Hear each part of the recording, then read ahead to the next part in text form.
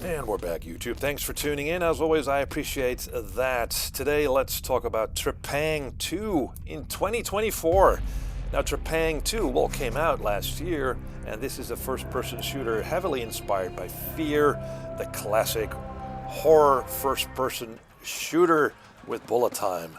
But contrary to the Fear that actually has a story, Trepang 2 doesn't have one. Like, you're a prisoner and you are out on revenge after you've been freed, and that's pretty much it. Also, the level design is kind of boring with loads of office spaces and corridors to track through, which was also the case in Fear, but still, loads of times I was running around trying to figure out where the action was. Now, once the shooting gets going, I really have to say that it makes up for the boring level design. There are plenty of good-looking and sounding pistols and shotguns and assault rifles you can pick up and use and customize as well. And you're pit against enemy soldiers of various classes, and they are pretty smart, as they will hunt you down, throw grenades and retreat and that sort of stuff. It did remind me of Half-Life's AI, so they do fight well.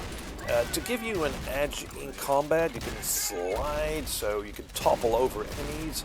You can grab enemies and use them as shields and such. There's bullet time, so for a short time you can slow down time. You can become a little bit of invisible, again for a short time. So it's all very action-packed, and there are loads of effects kicking in when you're shooting. Throwing grenades and explosions are there, and it's just a little bit overwhelming at times. And maybe it's a bit too flashy, and on higher difficulty settings, enemies become bullet sponges. It's all very fast at times. It seems like the game, in terms of the action, really tries to overreach, and it does hamper the gameplay a bit. Also, after a while, it just gets repetitive, since you start to notice certain patterns, and you come to this certain semi-open place and enemies rush in. You need to clear the room, move into an open corridor, go through some hallways that are pretty empty, then come to another semi-open room and enemies come in. You need to fight them as well. So, and because there's really no story to back it up, again, it kind of gets repetitive. So, Trepang, I like it, but I don't like it, if that makes sense.